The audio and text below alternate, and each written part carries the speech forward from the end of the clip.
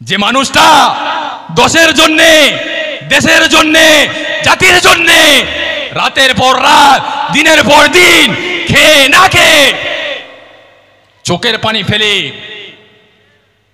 আমাদের কথা ভাবছে, সেই মানুষটাকে তুমি গালি দিচ্ছ। এরা ভাই বোনের সঙ্গে গালাগালি করে, এরা শ্বশুর শাশুড়ির সঙ্গে গালাগালি করে, এরা আল্লাহর আলেম বান্দাদের গালাগালি করে, এরা পীরজাদাদের গালাগালি করে, এরা আল্লাহর ওলিদের গালাগালি করে। যারা আল্লাহর ওলিদের সামনে বেয়াদবি করে, পীরজাদাদের সঙ্গে বেয়াদবি করে, তাদের কপালে তিনটি বদনসিব লেখা থাকবে, মনে রাখবেন। নাম্বার 1, তারা দুনিয়াতে কোনো মতো শান্তি পাবে না। লাখ লাখ টাকা থাকবে কিন্তু শান্তি পাবে না। তাদের মৌতটা ইমানের সঙ্গে হবে না। যার মৌতটা ইমানের সঙ্গে হবে না, সে আবাদান আবাদা আল্লাহ পাকের আযাবে জাহান্নামের ভিতরে জ্বলতে থাকবে। যে মানুষটাকে তুমি গালি দিচ্ছ, সে মানুষটার মুখটা একবার দেখেছো? সে মানুষটার কাছে গিয়েছো? সে মানুষটার মুখের দিকে তাকিয়ে 5 মিনিট দেখবে। হাক্কানি নেক আল্লাহর ওলি কি মনে করছেন? আপনি আপনার নেতাকে ভালোবাসেন, আপনার গাইড আছে।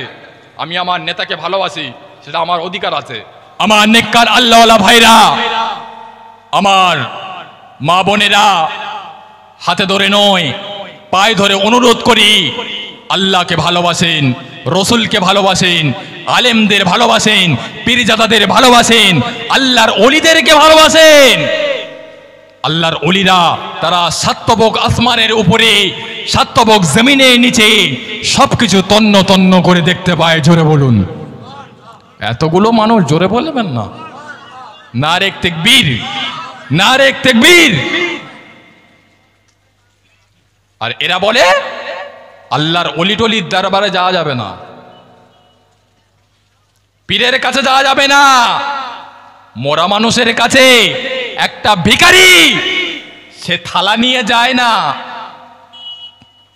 এই জন্য যায় না যে মরা মানুষ তাদেরকে কিছু দিতে পারবে না। তাহলে জ্যান্ত মানুষ কেন ছোটে? এদের টার্গেট, চিন্তা ভাবনা, এদের উদাহরণ এটা। এই সমস্ত হারামিরা, এই সমস্ত কুলাঙ্গাররা এটা কি জানে না? তোর বাপ, তোর মা কবরের ভিতরে শুয়ে আছে, তুই যখন কবরের কাছে যা, তুই তো নিজে সালাম দিস, আসসালামু আলাইকুম ইয়া আহলাল কুবুর। বলে না? বলে না? তোর বাপ মা যদি কবরে জিন্দা থাকতে পারে, আল্লাহর মাহবুব বান্দারা, আল্লাহর ওলি বান্দারা, আল্লাহর নবী আলাইহিমুস সালাম গরেরা, তারা কি কবরে জিন্দা থাকতে পারে না? কিতাব থেকে বলছি, আল্লাহর নবী যেদিন মেরাজে গিয়েছিলেন, জান্নাত জাহান্নাম পরিদর্শন করতে গেছিলেন, আল্লাহর নবী দেখতে পেলেন নবী মূসা আলাইহিমুস সালাম কবরের ভিতরে আল্লাহ পাকের নামাজ আদায় করছিলেন। নবী মূসা আলাইহিমুস সালাম যদি কবরের ভিতরে আল্লাহ পাকের নামাজ পড়তে পারে, আমার নবী কবরে জিন্দা থাকতে পারে না? পারে না? জোরে বলেন। এদের টার্গেট হলো কি করে আমার নবী পাকের শান মান, আমার নবী পাকের ইজ্জতকে ছোট করতে চায়। যেখানে আল্লাহ পাক আমার নবী পাকের শান মান ইজ্জত বাড়িয়ে দিয়েছে, তুমি কোথাকার কে? আমরা বাতে দে 2 টাকার হুজুর, তুমি আমার নবী পাকের শান মানকে ছোট করবে? তামাম নবী আলাইহিমুস সালামদের নবী ছিলেন আমার আপনার নবী, তামাম নবী রাসূলদের নবী ছিলেন আমার আপনার নবী। আল্লাহ পাক আমার আপনার নবীকে এমন একটা নবী করেছে, আমার নবী তামাম কুল কায়নাতের নবী নয়, আমার নবী তামাম নবীদের নবী নয়, আমার নবী হলেন মুহাম্মদুর রাসূলুল্লাহ। নবী আমার আল্লাহ পাকের রসুল। জোরে বলুন না সুবহান। আমার নবীকে আল্লাহ পাক কত ভালোবাসেন, কত পিয়ার করেন, কত মহাব্বত করেন, এটা ভাষাই বলতে পারবো না। নবী মূসা আলাইহিমুস সালাম বললেন, আল্লাহ আমি আপনাকে দেখতে চাই। আল্লাহ বললেন, নবী মুসা, আমার সঙ্গে তোমার দেখা হবে না।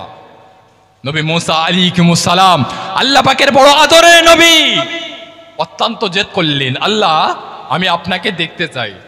আল্লাহ নবী আলাইহিস সালামদের জেদটাকে আল্লাহ পাক পছন্দ করেন না। আল্লাহ পাক বললেন, ও আমার নবী মুসা, চলে এসো তুর পাহাড়ে, আমি আল্লাহ তোমার সঙ্গে দিদার করব। 70,000 নূরের তাজাল্লির ভিতর থেকে মাছি পরিমাণ তাজাল্লি বার করলেন। তুর পাহাড় জ্বলে গেল। নবী মুসা আলাইহিস সালাম বেহুশ হয়ে আল্লাহ পাকের জমিনের উপরে পড়ে গিয়েছিলেন। কিন্তু আল্লাহ পাক আমার আপনার নবীকে এতটা প্যার করেন, এতটা ভালোবাসেন, এতটা মহব্বত করেন, আল্লাহ পাক স্বয়ং আমার হাবিবকে দাওয়াত করে ডেকেছিলেন। জোরে বলুন না সুবহানাল্লাহ। মেরাজের রাতে, ঠিক কিনা বলেন? আল্লাহ নবী বিশ্রাম করছেন। আল্লাহ পাক ফেরেশতা জিবরাইল আমিন আলাইহিস সালামকে পাঠালেন, ও ফেরেশতা জিবরাইল, চলে যাও আমার হাবিবের কাছে, আমার হাবিবকে গিয়ে আদবের সঙ্গে সালাম দেবে, আমার হাবিবের সঙ্গে মিষ্টি করে কথা বলবে, আমার হাবিবকে বলবে, ইয়া রাসূলুল্লাহ, আল্লাহ পাক আপনার দিদার চাইছে, আপনার সঙ্গে দেখা করতে চাচ্ছে। ফেরেশতা জিবরাইল আমিন আলাইহিস সালাম আমার নবী পাকের কাছে এসে আমার নবীকে সালাম দিলেন। আল্লাহর নবী সালামের জবাব দিয়ে বললেন, ইয়া আখি জিবরাইল, ও ভাই জিবরাইল, কি খবর? ফেরেশতা জিবরাইল আমিন আলাইহিস সালাম বললেন, ইয়া রাসূলুল্লাহ, হাবিবাল্লাহ, আল্লাহ আপনাকে দাওয়াত করেছে। আল্লাহর রাসূল ওখান থেকে উঠে মসজিদুল আকসাতে গেলেন। মসজিদুল আকসাতে গিয়ে তামাম নবী আলাইহিস সালামদেরকে নিয়ে আল্লাহর নবী ইমাম হয়ে নামাজ পড়িয়েছিলেন। জোরে বলুন না সুবহানাল্লাহ। অনেক লম্বা ঘটনা, সংকীর্ণ আকারে বলছি। আল্লাহ পাকের সঙ্গে অনেক সময় কথা হলো, জান্নাত জাহান্নাম পরিদর্শন করলেন আল্লাহর নবী। আল্লাহ পাকের সঙ্গে কথোপকথন করতে করতে আল্লাহর নবীর মন মোবারকটা ভারাক্রান্ত হয়ে গেল। আল্লাহর নবী চিন্তা করতে লাগলেন, আল্লাহ পাক সব সহ্য করতে পারে, আল্লাহ পাক আমার নবী পাকের চোখের পানি কিছু মতে সহ্য করতে পারে না। আল্লাহ পাক বললেন, ও আমার হাবিব, আপনার কি হয়েছে, কেন আপনি কাঁদছেন? আল্লাহর নবী বললেন, আল্লাহ আপনার সঙ্গে আমার দেখা হলো, আপনার সঙ্গে আমার দিদার হলো, কিন্তু আমার উম্মাতিরা বড় দুর্বল, আমার উম্মাতি বড় যায়ীফ, আমার উম্মাতিরা কি আপনার সঙ্গে দেখা করবে না, আপনার সঙ্গে দিদার করবে না? এই চিন্তায় আমি রাসূলুল্লাহর নয়ন থেকে পানির টুসা আল্লাহ পাক আপনার জমিনে পড়ে যায়। আল্লাহ পাক বললেন, ও আমার হাবিব, আমি আল্লাহ সব সহ্য করতে পারি, আমি তোমার চোখের পানি সহ্য করতে পারি না। হাবিব আপনি কাঁদবেন না, আমি আল্লাহ পাক আপনাকে এতটা ভালোবাসি, এতটা প্যার করি, আপনার উম্মাতিদের জন্য আমি আল্লাহ পাক 50 ওয়াক্ত নামাজ দিলাম। কত ওয়াক্ত? কত ওয়াক্ত? 50 ওয়াক্ত। আল্লাহর নবী খুশি মনে আল্লাহ পাকের দরবার থেকে আসছিলেন। পথিমধ্যে নবী মুসা আলাইহিস সালামের সঙ্গে দেখা হয়ে গেল। নবী মুসা আলাইহিস সালাম বললেন, ইয়া রাসূলুল্লাহ, হাবিবাল্লাহ, আপনার উম্মাতিরা 50 ওয়াক্ত নামাজ পড়তে পারবে না, চলে যান, আল্লাহ পাকের দরবার থেকে কমিয়ে আনেন। আল্লাহ রসুল কমিয়ে 5 ওয়াক্ত থাকলো, সেই সময় নিয়ে চলে আসলেন। আল্লাহর রসুল বললেন, আমার কোন উম্মাতিরা যদি দিনে 5 ওয়াক্ত নামাজ পড়ে, আমার আল্লাহ পাক আমি রাসূলুল্লাহর খাতিরে, আমি রাসূলুল্লাহর মহব্বতে আমার ওই সমস্ত উম্মাতি দিবকে 50 ওয়াক্ত নামাজের সওয়াব লিখে দেবে। জোরে বলেন, আর একটু জোরে বলেন।